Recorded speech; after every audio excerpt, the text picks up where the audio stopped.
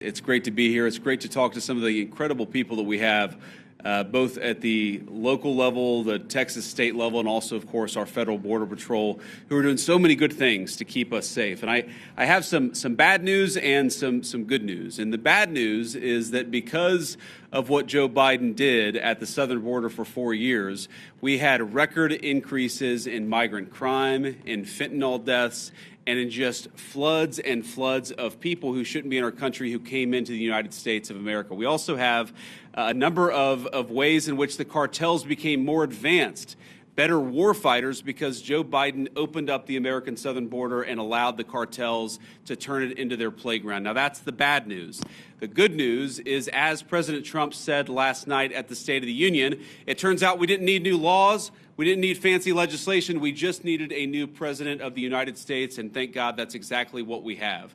And I will say that the most heartening message that I take away from my visit here at the Texas border is the number of Border Patrol agents who have come up to me and said thank you, or said because of this, we've cut the number of border crossings from 1,500 a day to 30 a day. Or the people who have come up and said we've seen a reduction, an 85% of the number of people who are dying at the American southern border. And every single day that we continue to keep this border safe, that means less migrant crime, that means less fentanyl coming into our communities, that means more safety and security for the people of the United States of America. And of course, we know the border problem, the border crisis under Biden's administration was a national crisis, but it acutely affected the communities right here. And I've already heard heartbreaking stories of people who are still picking up the pieces, local mayors who are still dealing with the budgetary consequences of what the Joe Biden administration allowed to happen at the American southern border. And that, too,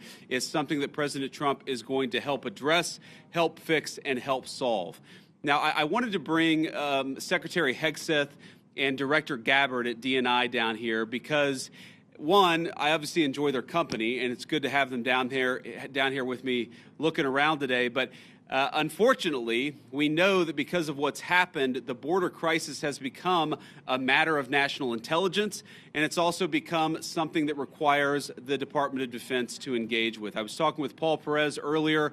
The drone technology that the cartels are using requires, unfortunately, a military response and military support. So it was important for Secretary Hegseth to see what's going on, because we know that the millions and millions of people who were let in over the last 4 years, many of them are connected to foreign terrorists. It's important for our leader of national intelligence to get a sense of what's here on the ground. The reason why we've seen, as Pete said, a 98% reduction of border crossings, the reason why this particular site has gone from over 1,500 crossings per day to 30 crossings per day is because President Trump has empowered and, in fact, demanded that his whole government take the task of border control seriously. And that's exactly what we're doing. And of course, and this leads me to my final point before we take questions, it is impossible to do without the men and women on the ground who are actually doing the hard work. They just want to be empowered to do their jobs.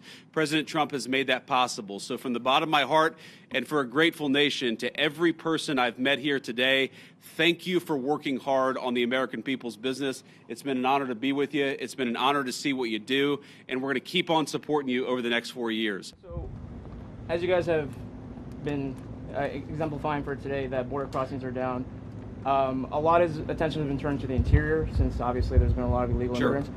What is, in your opinion, the biggest obstacle to actually carrying out President Trump's mass deportations? Even though, yes, like apprehensions and arrests and deportations have gone up in his first month, but a lot of people are expecting a bigger capacity for deportation. So what's the biggest hurdle? So let me say a few things about that. So first of all, Rome wasn't built in a day. And we have seen pretty significant increases in deportations and apprehensions and arrests. But we have to remember that President Biden gutted the entire immigration enforcement regime of this country. We are trying to rebuild so that we actually empower people to enforce the immigration laws of the American people. It is common sense. It's what the American people want us to do. There are a couple of other things that we're working on. And I don't want to get ahead of any public announcements, but one of the ways that we want to make sure that we're enforcing our border is that we make it easier for people who are here illegally to go back home of their own accord.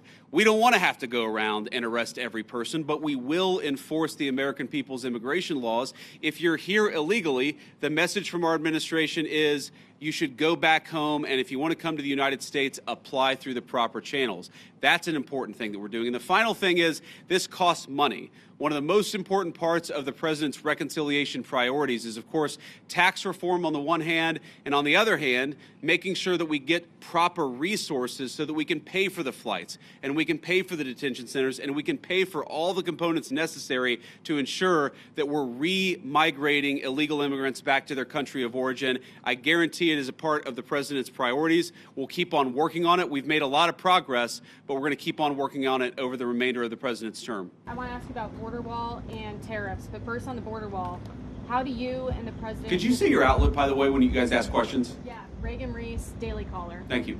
How do you and the president define success this term with the border wall, and how much of the southern border wall needs to be walled off before Trump leaves office? Well, look, I think the president's hope is that by the end of the term, we build the entire border wall. And of course, that's the physical structure of the border wall itself. But we even heard today, there are so many good technological tools, so many great artificial intelligence enabled technologies that allow us, for example, a camera, not a person, but a camera picks up somebody 2 miles away who's about to come across the southern border. Maybe it's livestock, right? Maybe it's a critter in the desert. Maybe it's a human being with a weapon on their back. We're using artificial intelligence to make us better at the job of border enforcement, but we've got to make sure that technology is deployed across the entire American southern border. We're going to do it as much as we can, as broadly as we can, because that's how we're going to protect the American people's security. Yeah, go ahead. Last time they were paused because they deployed 10,000 troops to the border. What can they do this time to make the tariffs go away? Well, what the president has said is we need a sustained commitment from the government of Mexico to take the job of border security seriously. Fentanyl is the single largest cause of death among young Americans, and we know that a substantial portion of it is, the precursors are made in China. They come to Mexico, they're manufactured in Mexico and brought across the border by the Mexican drug cartels. We want to see fewer Americans dying of these terrible fentanyl overdoses, when we're going to apply as much leverage as possible to the Mexican government as possible. In some ways, look, the president obviously cares deeply about the American people. He serves the American people first. I actually think he's doing a huge favor to the people of Mexico, because if they don't get control of these cartels, the people of Mexico are going to wake up in a narco state where the cartels have more power than their own government. President Trump is trying to help. The Mexican government needs to take this issue of immigration enforcement seriously.